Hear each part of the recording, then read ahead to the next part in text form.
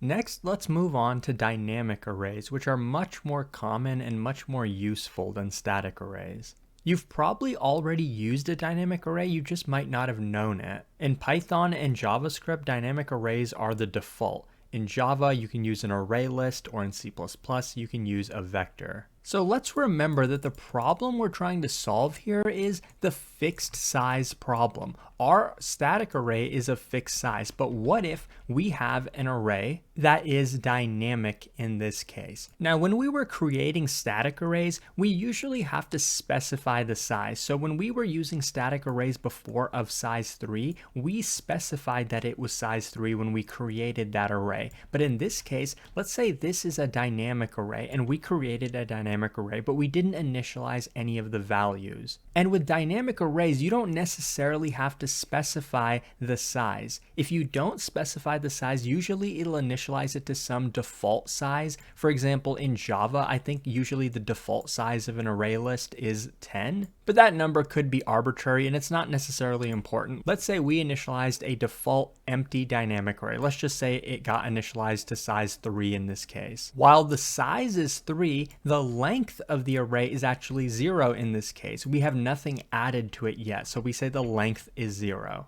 Now, as we add elements to the end of the array, we call that pushing to the array. So we're pushing to the end of the array. We pushed a 0 to the array. Now we're going to push another element, and what that means is insert it at the next empty spot. So let's push a 4 in this spot. Now with the internal implementation of this dynamic array, it will maintain a pointer, or basically a variable telling us what index is the last element of this array. So we know that the first element is at index 0, the next element is at index 1, and we know this is the last element so far. So we have a pointer telling us that this is where the last element is. We can also use this pointer to get the length of the array. So right now this pointer is at index 1. That means the length of the array must be 2, because remember we're starting at 0. So we talked about pushing, but we can also pop values. Popping in this case also refers to the end. So that's why this end pointer is important for us. We're going to pop the last value. Just like how pushing a value to the end is an O of 1 time operation, popping a value from the end is also a big O of 1 time operation, because we know exactly where that value is because we have that pointer to the last element. We pop it, and we also want to now take this pointer and then shift it to the left by 1. So now we're maintaining that this is the new end of our array. We could also pop this value as well, which would make our array be basically of length 0 again. But that's the main idea. Now for the problem we're trying to solve, let's push another element. Let's push a 7. Now this is the end of our array. Now let's push another value. Let's say I want to push a 9. Well, we ran out of space. So what is our dynamic array going to do? So far in memory over here, we have a 0, a 4,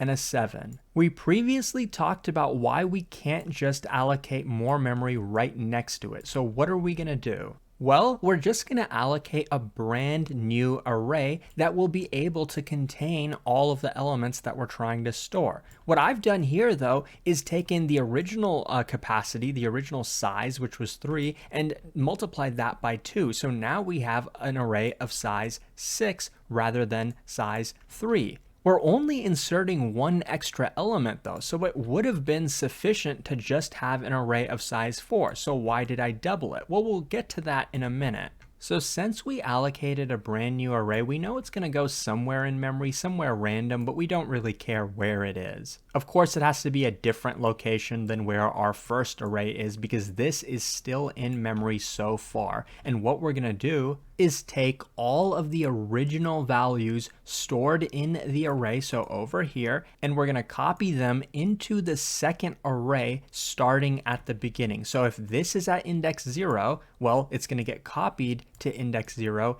in the second array. If this is at index 1, it's going to get copied to index 1. If this is at index 2, it's going to get copied to index 2. So our second array is going to look like 0, 4, 7. So you can tell we solved the problem of not having enough space. Now we definitely have enough space for this 9 to now also be here. So now our memory looks correct. We have all the values that we wanted, but the problem is we still have the original array. Do we really need this anymore? No, it's just taking up space, but we have all the values in the second array anyway. So now at this point, we deallocate this. We free this memory. We basically tell the operating system we're not using this anymore. You can use it to allocate different variables if you need to. So this doesn't exist anymore. So this definitely allows us to get around the fixed size property. So now if we add even more values to our array, which replaces the original array,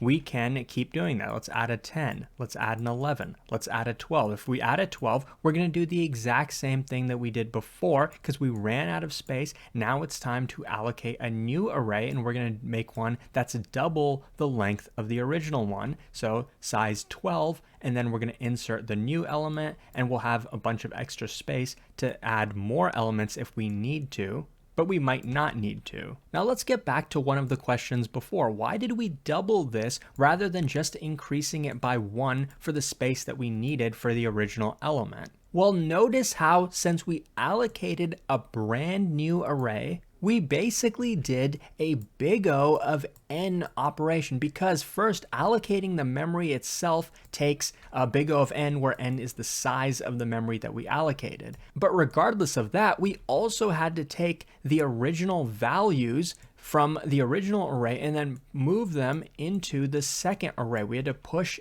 every single value. So that was also big O of n, where let's say n is the length of the array, meaning the actual values that exist in the array. But what we're used to is pushing a value to the end of an array. In this case, let's say we push a value here, 10, that would have been big O of 1. So what we notice is if we run out of space, yes, we can still add the next value, but it takes extra time because we have to create a brand new array, push all the original values into it, which is big O of n time complexity. That's the reason why when we create a bigger array, we are doubling the capacity every single time. We're not just increasing it by 1, because we're finding a middle ground between not having to allocate a brand new array every single time, but also we don't want to have a bunch of empty space. We could have just created a super large array with a bunch of empty space,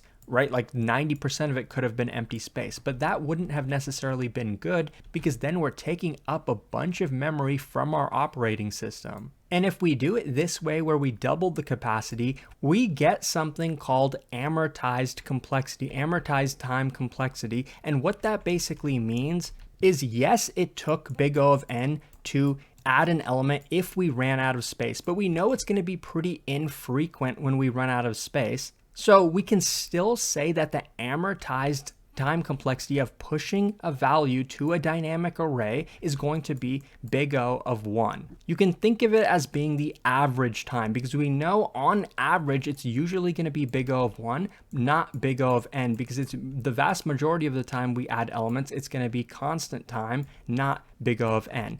And there's actually a mathematical proof for why this is the case. In math, it has to do with power series, and I won't go too in depth into the math, but I will give you a high-level explanation for why this is true. Let's say our goal is to push 8 elements into a dynamic array. Maybe the default dynamic array was only of size 1 when we allocated it. So let's say we add our first number 5 to the array, and so far we have an array that looks like this. Next, we want to add a 6 to the array, but we know we don't have space. So what we really have to do is take this 5, move it down to here, and then insert the 6 over here. So I'm just counting the operations we're doing so far. We did one operation when we added this 5 here, and then to add the 6, we actually had to do 2 operations where we moved the 5 and then added the 6. Next, let's add the number 7. But for us to do that, we have to allocate a new array. And since we're doubling it every time, this array is of size 4. So we're going to move the 5 here, we're going to move the 6 here, and we're going to add the 7 here. So while we did 3 operations, we inserted 3 values here, allocating the array itself actually also took time complexity. So allocating an array of size 4 took 4 operations, we can say. And we're going to continue to do this. I'm going to add an 8 over here. That's perfectly fine. We're going to add a 9 here. We know that's going to require shifting all of these. And then let's say I add a 10, an 11, and a 12, which we do have space for here. So let's say it took us an additional 8 operations to actually build this one. Now I'm oversimplifying a little bit because it actually took 8 operations to allocate the space, and then it took another 8 operations to actually move each value into the array.